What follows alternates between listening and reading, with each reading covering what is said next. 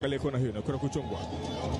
Imeanza kuna fupi haraka. Watu James Kaminko jaribu kumimina mchuzi ule pale ndani, bado nafasi ile pale Fuentes.